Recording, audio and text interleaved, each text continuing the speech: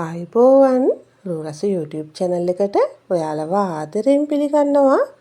අපි හැමදාම උයලා තම්බලා කන බතල වලින් අද වෙනසකටත් එක්ක ටොපි එකක් හදලා බලමුද? මේකේ රසට පොඩ්ඩෝ නම් ගොඩාක් ආස වෙයි. ඉතින් ඔයාලට මගේ වීඩියෝ එක ඉවර වෙනකම් බලන්න කියලා ආරාධනා කරනවා. අවශ්‍ය ද්‍රව්‍ය පහළ description එකේ සඳහන් කරලා තියෙනවා. ඉතින් අපි හදලා බලමු නේද? මම අද මෙතන බතල ග්‍රෑම් 300ක් සුද්ධ කරලා සෝදලා තඹගෙන අරගෙන තියෙනවා. මම අරගෙන තියෙන්නේ කහ බතල. ඔයාලට කැමති පාටකින් බතල ගන්න පුළුවන්. සීනි ග්‍රෑම් 300ක් ග්‍රයින්ඩ් කරලා අරගෙන තියෙනවා. කිරිපිටි මේස හැඳි දෙකකුත් අරගෙන තියෙනවා. බටර් මේස හැඳි එකයි. වැනිලා තේ හැඳකුත් ඕන කරනවා. ලුණු කුඩු තේ හැඳකුත් අරගෙන තියෙනවා. ඔයාලා මුලින්ම ටොෆි එක දාගන්න තෙල් ටිකක් ගාලා ට්‍රේ එකක් හරි ලෑල්ලක් හරි ලෑස්ති කරගෙන තියාගන්න. මම දැන් භාජනයකට බතල ටික දාගෙන ඒ ටික පොඩි කරගන්නවා.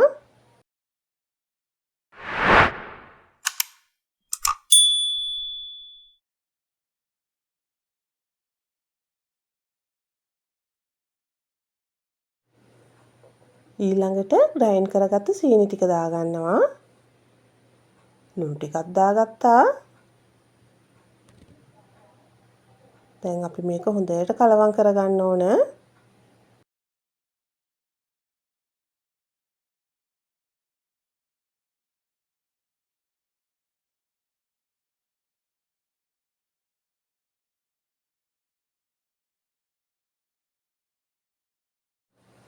මේ තියෙන්නේ මෙන්න මේ ගානට කලවම් කරගන්න.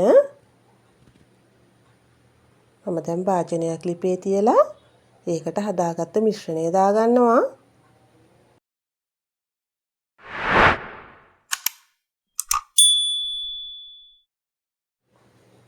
දැන් ඉතින් ටිකටම හැදි ගන්න ඕන.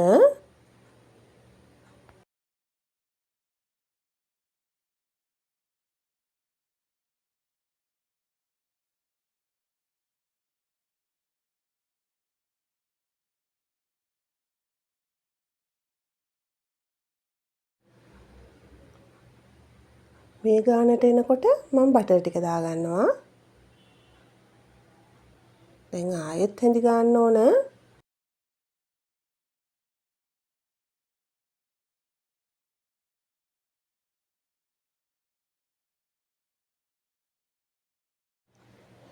ඊළඟට මම පිටිකිරි ටික දාගන්නවා. දාගෙන කලවම් කරගන්නවා.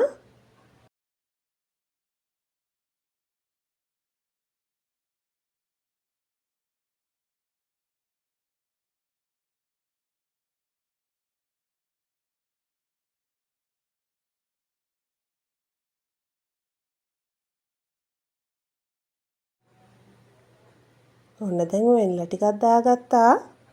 දැන් ඉතින් අපි දිගටම කලවම් කරගමු.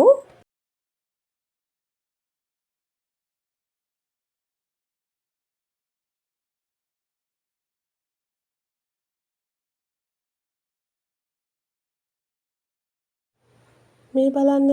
දැන් ටොපි මිශ්‍රණය ඝන වේගෙන එන්නේ.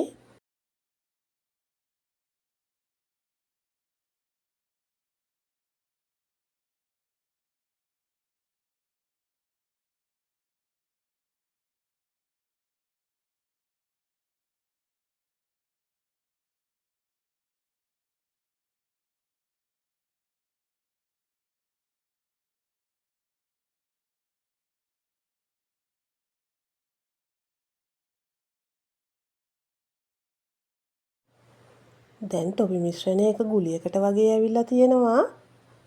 ඒ වුණාට අපි තව ටිකක් හැදි ගන්න ඕන.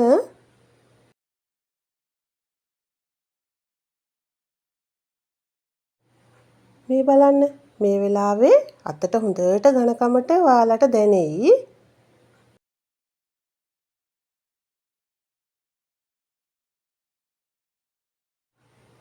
එක ගුලියට ඝනකමට ඇවිල්ලා තියෙනවා.